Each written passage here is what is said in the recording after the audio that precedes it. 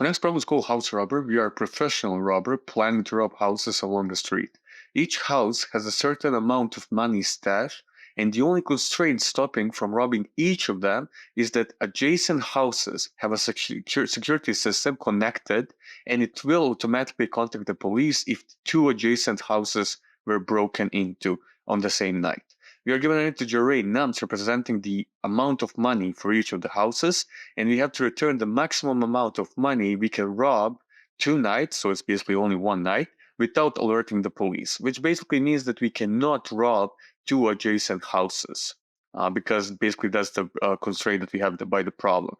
We can If we have three houses, for example, we can rob this one and this one without alerting the police. But we cannot rob this one and this one together at the same night because there's a security system, and if you rob two adjacent houses, we will have a police on our front door. Now for the example one, we will have 1, 2, 3, 1, basically representing the stuff, the amounts of money that we have at each house, and we can rob basically the first house and second to last house to total amount of money of 4, because that's the best, the optimal solution. We will not be alerting the police because they are not two adjacent houses. Now in the second example, we have basically 2, 9, and 1 for a total of 12, and again they are not adjacent houses, and basically they represent the optimal optimal houses to rob that night. Now the rates are the following. We have basically from 1 to 100 houses, and the stash of money in each of the houses are ranging from 0 to 400. Now to solve this problem, basically it's we have to calculate the optimal sequence of houses that we have to rob. And whenever we have this kind of like optimal, like when we are choosing a specific configuration, specific a subset of elements that we want to select to optimize some property. In this case, we want to maximize the amount of money. That's kind of a hint that we are dealing with the DP, dynamic programming problem. So we'll use our little framework, but this time we will not go into much details as we did in the coin change. So basically, first we'll have to decide the category, and we will come to the category later. Then we have our decisions. We have our base case. So base cases, and then we have our state. So basically, decisions are either to pick a house or not to pick a house. So it's kind of 0 and 1. So we'll either pick the house to optimize the solution, or we will not pick it again to optimize the solution, because maybe there's one house that's adjacent to it, and picking that house would yield us more money. It would steal more money.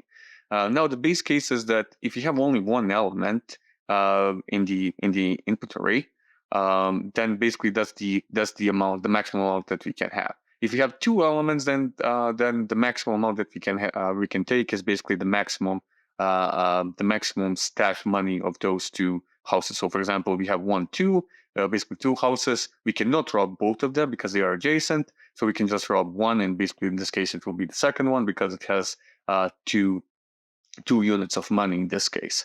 Now the state that we have to propagate to the end. So for the state, it's always easier to imagine that you are at the end of the input array, that you are at the end of the options that you can choose from.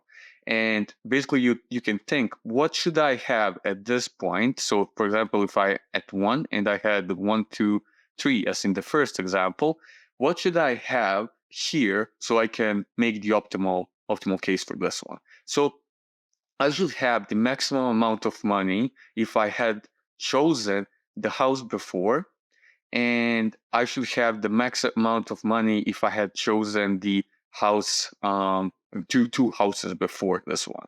Why do we need this? Because the optimal amount of money that we can rob is either ending in this house, so basically we are omitting the last house, or the maximum amount of money is picking this house and also the house that's basically two house that's not adjacent to us. So we are skipping our previous adjacent house and going directly to the one before it.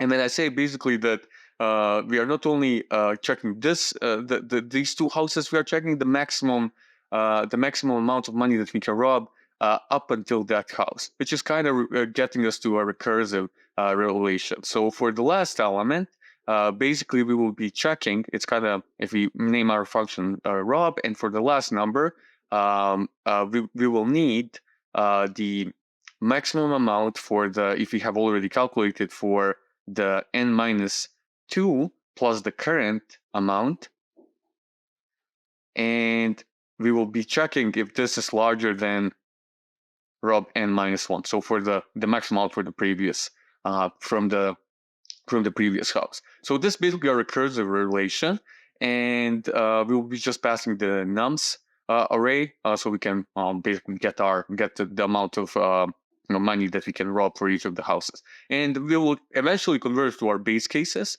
where we can, if we have only one house, so we are at an index 0, we will just return the maximum amount is basically the nums 0.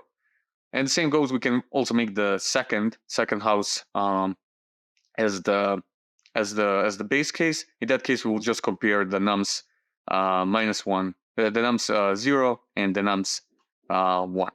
So we can either choose from the first or the second house to maximize the amount of money that we can rob, ending in the second house.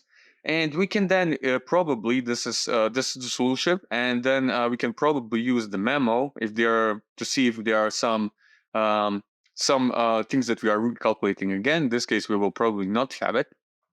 So we can use the memo to kind of shift the time complexity to the space complexity. So use more space complexity and then time complexity. So if we have already calculated for n minus 3 and we are calculating for both these recursive calls, we can probably face that situation. We will just use the memo to find n minus 3 and not recalculate it again in the recursive calls. That's okay, but like the next approach, basically this was the top-down approach. Now we need the bottom-up approach. So we know that for the first two houses, we already know those are the base cases, and we can use those base cases to calculate all the other up to the last house, n minus 1 house. That's basically the index of that house. So we can just for loop and we can create our DP, and for DP 0 we can put, for example, the first house, and for DP1 we can put basically the maximum of the first and the second house. And then we can start from the third house, so index 2, and we can check if what's better. Is it better to combine the first house and the amount that we can rob at the third house, or is it better to propagate the second house? So we'll basically skip the third house and use the maximum amount that we have by robbing the second house. So it's basically those are the two decisions that we always have: 0 and 1. So are we picking it or not? But we are making that decision based on the total amount of money that we can rob. But if we notice here, we don't really need the whole DP array. We don't for the last house. We are only interested in the two houses before. So it's kind of like getting to the same Fibonacci category. That basically we will only need the 2 steps before for each of the computation that you are doing.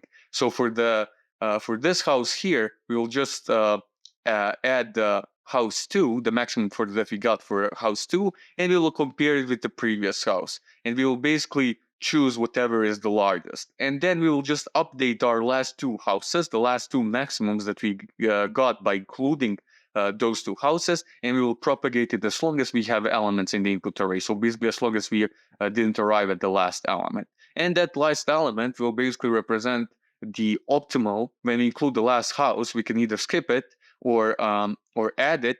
That will represent the maximum amount of money that we rob starting from the first house to the last house. So in that case, we will not need any special data structure. We will not need the DP array to track the maximum amount from the previous houses earlier in the array. So that means that we will have constant space complexity.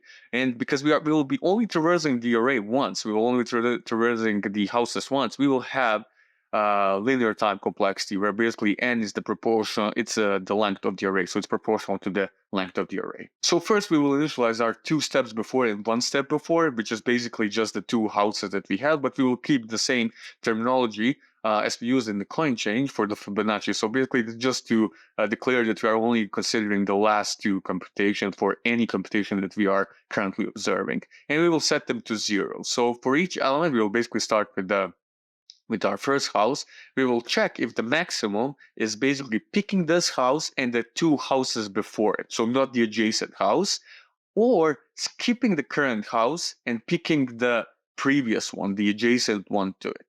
So we will just calculate the max for it, and that's basically the maximum money that we can rob for that current house that we are observing. So in this case, it's the first house. Then we have to reset basically the 2 steps before, because now the 2 steps before will become the 1 step before, and our previous house will become our current house. We will continue doing that until we have basically houses, until we reach the end of the array. And the 1 step before, in the last iteration, will become the maximum amount of money that we can rob by including or excluding the last house. So we can just return the 1 step before, just as we did in the coin change problem.